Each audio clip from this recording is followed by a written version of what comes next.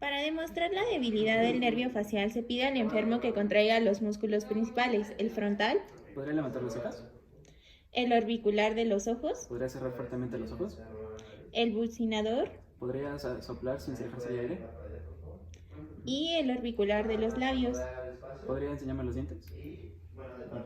Se pide al paciente que saque la lengua y sin volver a meterla identifique un sabor básico, dulce, amargo, salado, ácido, que se le ofrece tocando el borde externo anterior de la lengua con un algodón mojado en la solución problema.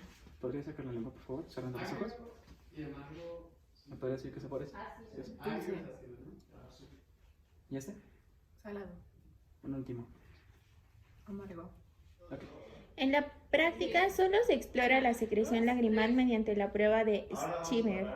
Consiste en colgar 2 tiras de 1 centímetro de ancho de papel de filtro de ambos párpados inferiores. El papel se empapa con las lágrimas, un mínimo de 1 centímetro en 1 minuto.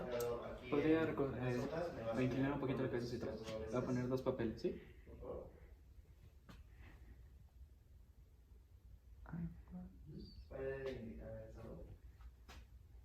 Y ya con otro hisopo.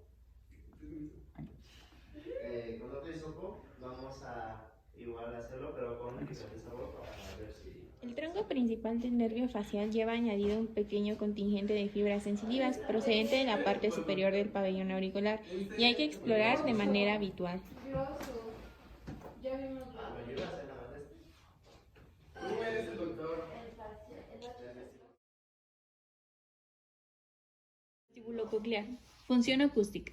Para detectarla, a la cabecera de la cama del paciente se le pide que identifique ruidos tenues como el roce del pelo, ¿Qué ruido, Es el pelo.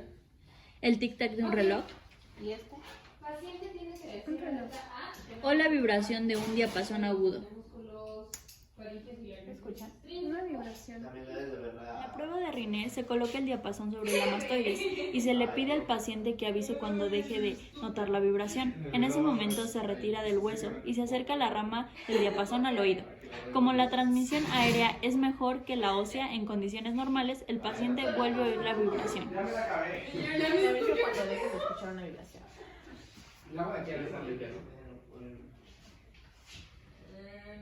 Qué sabroso. Se llama María, ¿no? ¿La sigues escuchando? Me avisa cuando la dejes de escuchar. No quiero ver cuando te mandas deshidratada en especial. ¿La sigues escuchando? Sí.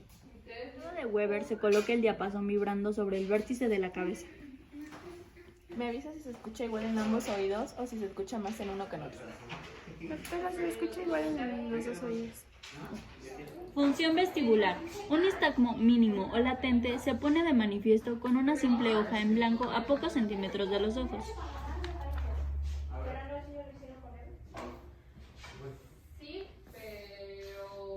La prueba de la visión dinámica consiste en mirar una tarjeta de bolsillo para medir la agudeza visual. Se mueve la cabeza de un lado a otro a un ritmo de 2 giros por segundo. Cefálico. Consiste en girar la cabeza del paciente a un lado y pedirle que fije la mirada en un punto. Puede ser el ojo del propio explorador.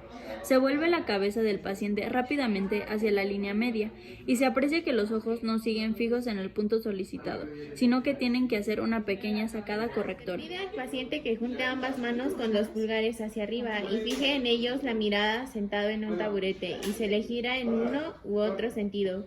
Pierden la fijación ocular en los dedos y hay un defecto del reflejo oculovestibular. La oración de la marcha consiste en solicitar al paciente que camine lentamente en línea recta y que vuelva al punto de partida. Mientras lo hace, se debe valorar la simetría en los movimientos, posibles desviaciones en el recorrido, así como movimientos asociados como el balanceo de los brazos. Después, se pide al paciente que camine en puntillas, Puntillas se camina hacia mí. que camine en talones Regresa en talones. y por último en tándem, que es colocando un pie delante del otro siguiendo una línea recta.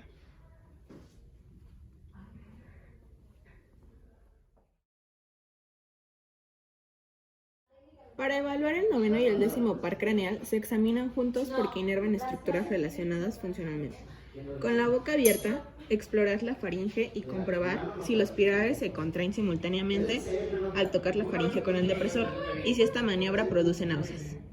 A continuación, se solicita al paciente que diga A y se observa si la elevación de la úvula es simétrica.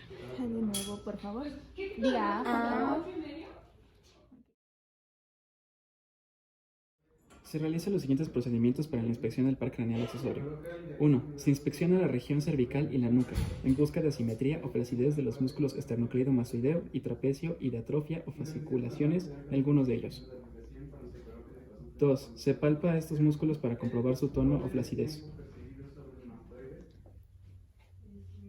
3. Se le ordena al sujeto que eleve ambos hombros y poniendo el examinador las manos sobre ellos y oponiéndose al movimiento, con el objeto de explorar la fuerza muscular segmentaria de cada trapecio. 4. Se le ordena al sujeto rotar la cabeza oponiéndose al examinador al movimiento, con una mano apoyada en el mentón de aquel y observando la fuerza muscular con que se pretende realizar el movimiento, y la contracción o no del músculo esternocleidomastoideo del lado opuesto.